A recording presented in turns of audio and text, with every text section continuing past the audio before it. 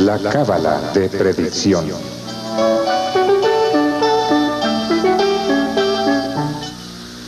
Mucho se ha escrito en revistas como Duda, Testimonios de lo Insólito y otras más que circulan en la actualidad, dando una gran variedad de explicaciones y hasta contradictorias afirmaciones sobre el enigma de la esfinge egipcia. Díganos usted, doctor, como conocedor de estas ciencias antropológicas, ¿cuál es el enigma que encierra la esfinge? Interesante pregunta. La esfinge ciertamente simboliza los grandes misterios esotéricos de la antigüedad. Las garras del león representan el fuego, las alas representan el aire, la cabeza de hombre representa el agua, las patas del toro representan la tierra. Antiguamente la esfinge estaba coronada con una corona de 9 puntas para simbolizar la novena esfera, es decir, los misterios del sexo. En el fondo, la esfinge representa a los mismísimos misterios del sexo. Indubitablemente, la esfinge fue traída del Atlántico. Se le usó en la Universidad de Acaldana. Estuvo en el sur del África, que antiguamente se llamaba Grabonce, y posteriormente se le estableció definitivamente en Egipto. El Colegio de la Esfinge se dedica a los misterios esotéricos de la naturaleza y del cosmos. Por eso es grandioso el Colegio de la Esfinge. Nostradamus se dice que estudió en el Colegio de la Esfinge. Todos los sabios de la antigüedad conocieron tal colegio. La Esfinge representa los poderes elementales de la naturaleza. Se nos ha dicho con gran acierto que la contraparte sutil o espiritual de esa esfinge que vemos allá en el Egipto es un deituso muy especial que en sí mismo contiene los secretos de la vida y de la muerte. Bajo la esfinge existe un templo secreto en el que están los 22 arcanos del tarot. La puerta de entrada, muy raros son los que la conocen. Bien vale la pena que estudiemos siempre los misterios de la esfinge. Ella permanece allá en el desierto, aguardando ser descifrada. En el fondo, la esfinge es el hombre mismo. Y esto es bastante interesante de por sí. La esfinge viene a indicarnos el sendero secreto que ha de conducirnos inevitablemente hasta la liberación final. Develar el misterio de la esfinge, él lo indica. Mas cuán pocos son los que develan tal misterio. Quien llegue a descubrir todos los misterios de la esfinge se vuelve un sabio. Doctor, es cierto que los egipcios eran descendientes de los atlantes y que de ellos aprendieron los misterios como la cábala, etcétera, y que cuando vino el hundimiento, o sea, el diluvio, ellos transportaron la esfinge a Egipto. Si eso sucedió, ¿cómo lo pudieron haber hecho? No, ciertamente, y en nombre de la verdad, tenemos que decir que la esfinge viene del Atlántico. La sociedad de Acaldana, que era una sociedad de sabios, tenía siempre frente a su edificio la esfinge.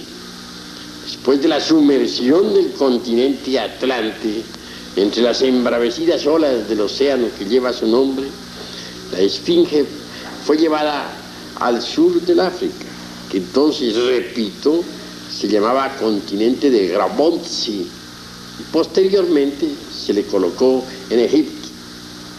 Empero debemos afirmar con gran énfasis que también existen en Egipto muchas esfinges. Recordemos nosotros la calle de esfinges que hace poco se descubrió.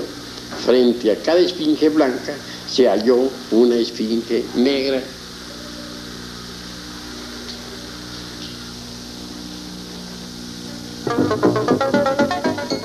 Hermenéutica.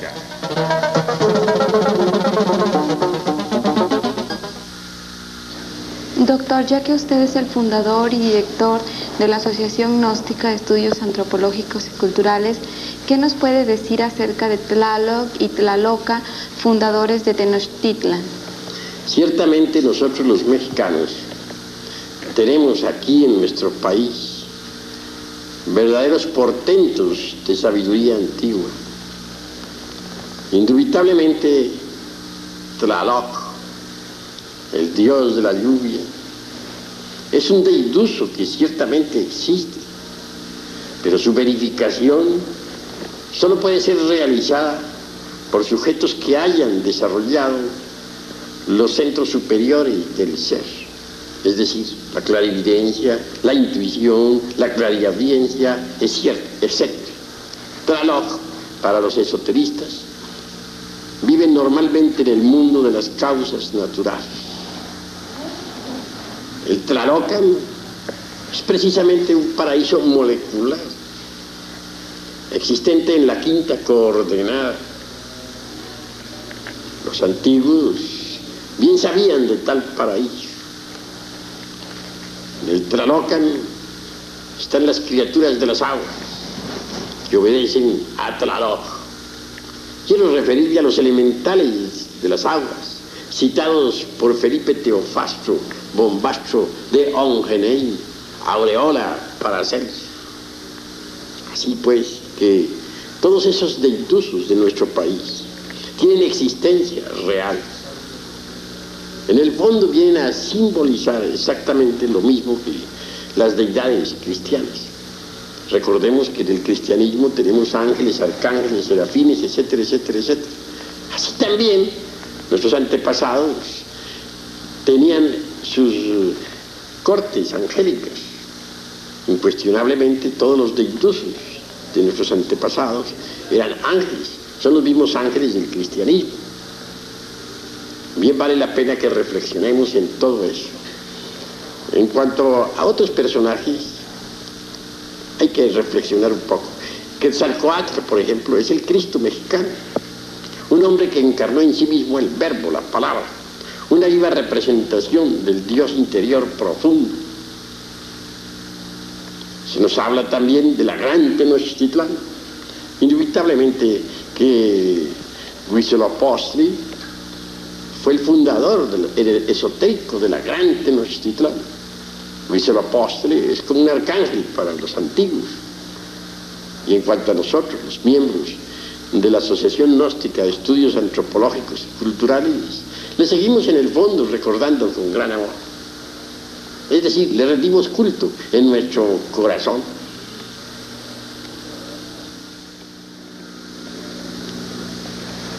Dice una frase muy común y muy conocida por todos: ¿qué fue primero, el huevo o la gallina?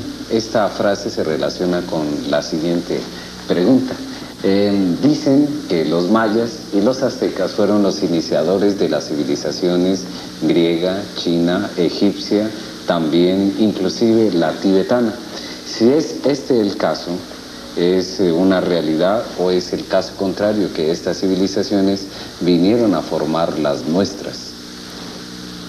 Bueno, está interesante la pregunta.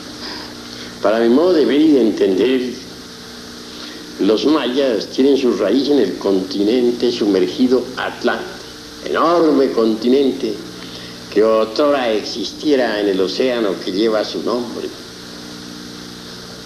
Los mayas entonces tuvieron una poderosa cultura. Antes de la sumersión de ese viejo continente, acaecida por el famoso diluvio universal, citado en tantas escrituras religiosas, los mayas emigraron ya hacia el Tíbet, ya hacia la India, ya hacia el Egipto, ya hacia Guatemala y Centroamérica, o Yucatán, etc. Así pues, los mayas fueron grandes civilizadores. No está de más recordar que algunas pirámides que actualmente existen en Egipto son de origen maya.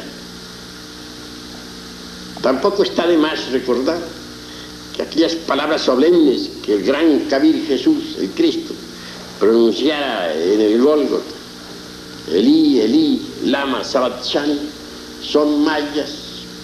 traducidas exactamente al español por cualquier indito maya, quieren decir: me oculto en la prealba de tu presencia. Jesús el Gran Kabir aprendió el maya en el Tíbet. No debemos olvidar jamás que el Naga maya tibetano tiene el mismo alfabeto.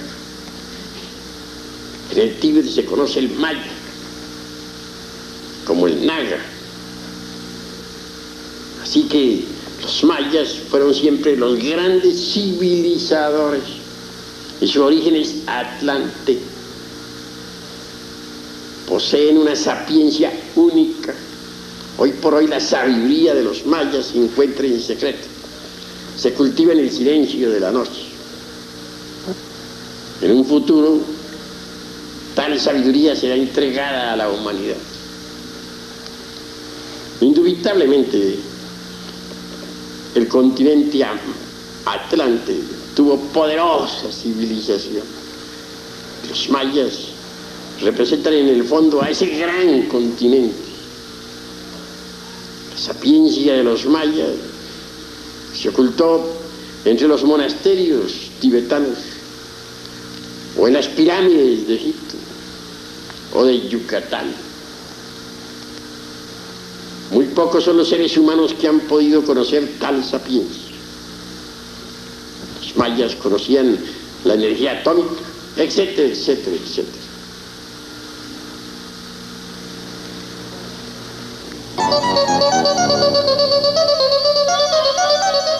El cosmos y usted.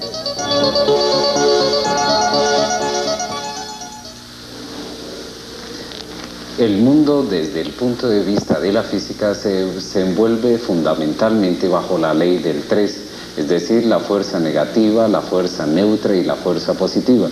¿Tiene que ver esto con los fenómenos cósmicos, doctor Samael? Y otra pregunta, ¿existe otra ley cósmica más superior que la ley del 3? En realidad la ley del 3 es fundamental. No debemos olvidar que el santo Triamatzikamno, es decir, la ley del 3, se expresa en 3 formas: positiva, negativa y neutra. En el átomo existe la fuerza positiva, la negativa y también la neutra. Para que haya creación se necesita que las 3 fuerzas coincidan en un punto A. De lo contrario, la creación sería imposible. Así pues, la ley del 3 puede crear. Pero para que exista un cosmos organizado, se necesita la ley del eterno Hepta Paraparchinok, es decir, la ley del 7. El 3 crea, el 7 organiza. Más allá de las leyes del 3 y del 7, pues hay muchas otras leyes. En el fondo, la ley del 3 deviene de la única ley, que es la del Logos, creador, la del eterno Padre Cósmico, común. Así que bien vale la pena comprender lo que es la ley del 3.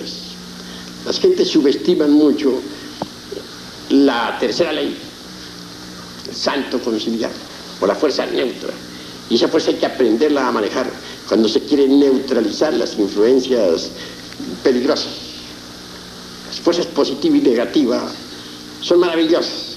Ellas se unen para crear, pero la tercera ley las concilia y entonces se realiza la creación. El hombre representa la fuerza positiva, la mujer la fuerza negativa. La tercera fuerza, la del Espíritu Santo, concilia a las dos y entonces se realiza una creación. Pero todo tiene que desenvolverse dentro de la ley del 7.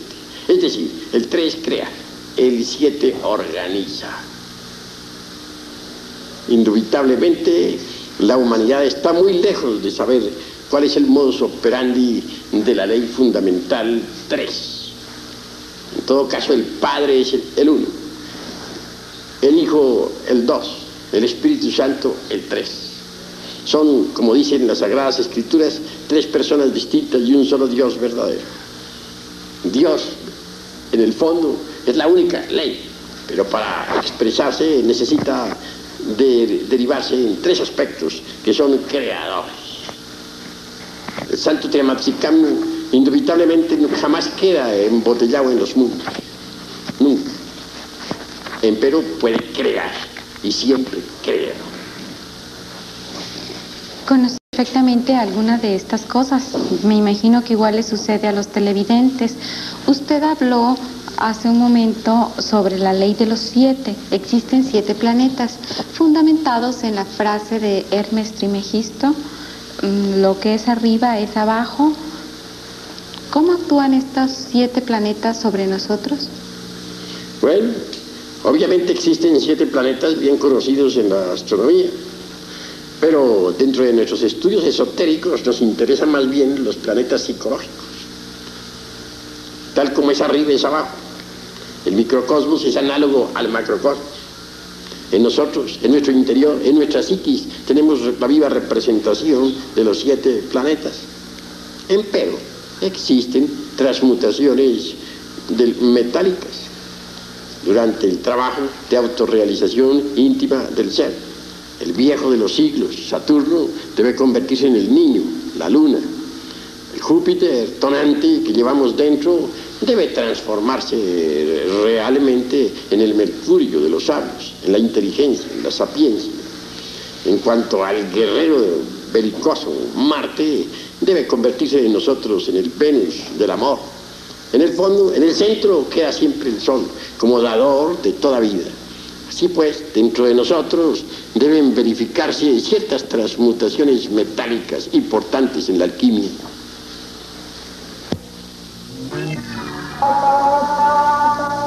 Diálogos extraños. Uno de los escritores más famosos esotéricos ha sido Lobsang Rampa, que ha escrito sobre el viaje astral. Las juventudes actuales lo comentan mucho, pero hablan solamente de la parte práctica y vivencial. Doctor, queríamos preguntarle que nos aclare definitivamente si el viaje astral es algo intelectual o es algo eminentemente práctico. Con el mayor gusto contestaré, Aida. Ciertamente el viaje astral es una realidad, como lo dice Martin Lobsang Rampa. El hombre auténtico incuestionablemente posee un cuerpo astral. Este es un cuerpo maravilloso, extraordinario, y sabe usarlo a voluntad. La parte práctica de esta cuestión es muy fácil. Hallándose uno en un estado de transición existente entre vigilia y sueño, suavemente puede levantarse de su lecho con gran naturalidad. Entonces verá con asombro que el cuerpo físico queda en la cama dormido. Ya fuera de la forma densa, uno puede viajar a través del espacio, dirigirse a otro planeta, investigar los misterios de la vida y de la muerte, ponerse en contacto con los seres inefables, etcétera, etcétera, etcétera. En todo caso, lo importante sería aprovechar el estado de transición existente entre la vigilia y el sueño. Y al levantarse, hacerlo con gran naturalidad. No se trata de levantarse mentalmente o intelectualmente, como dices tú, sino realmente. Lo que estoy diciendo debe traducirse en hechos. Obviamente, durante el estado de transición existente entre vigilia y sueño, las conexiones que unen el cuerpo astral al cuerpo físico quedan sueltas.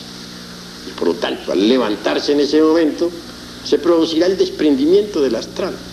Este libre puede viajar a través del espacio y dentro de él mismo, indubitablemente, estará la conciencia. Así pues, conscientemente podemos viajar a través del espacio estrellado. Esto es muy fácil.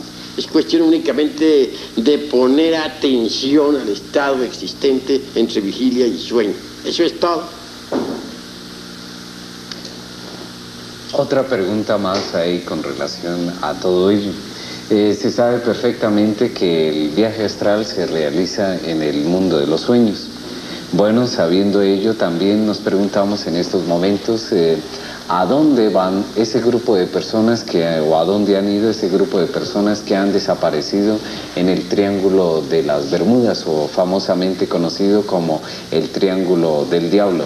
¿Van al plano astral o mundo de los sueños, o a qué lugar se dirigen específicamente?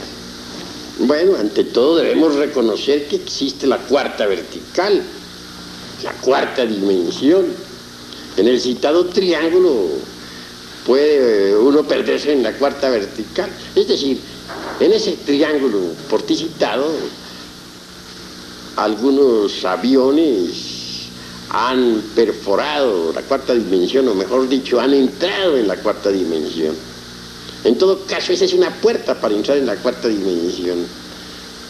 El que penetra por tal puerta, ostensiblemente queda viviendo en la cuarta vertical. En modo alguno debemos sorprendernos si afirmamos enfáticamente que en la cuarta dimensión existe una humanidad completamente paradisíaca. La hay, eso es cierto, aunque los escépticos no creen en estas cosas. Pero, ¿qué importa a la ciencia y qué a nosotros?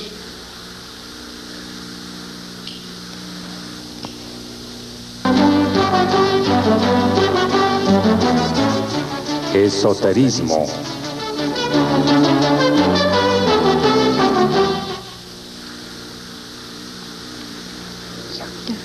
Doctor, finalmente he observado minuciosamente que tanto las esculturas mayas como los aztecas resaltan constantemente el simbolismo de la serpiente. ¿Cómo ve la antropología gnóstica este símbolo sagrado de las civilizaciones de Mesoamérica? Ciertamente que el símbolo de la serpiente es universal. No está de más recordar que en el mismo Tíbet tenemos la serpiente emplumada. Y obviamente, la serpiente es sagrada, representa la sabiduría divina. Indubitablemente, dentro de cada ser humano existe la energía creadora. Esta energía tiene que subir por la espina dorsal hasta el cerebro. Tal energía tiene poderes extraordinarios y asume ante el clarividente una forma completamente serpentina.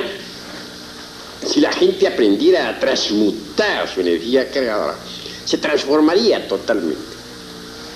La serpiente sagrada nos da la sabiduría.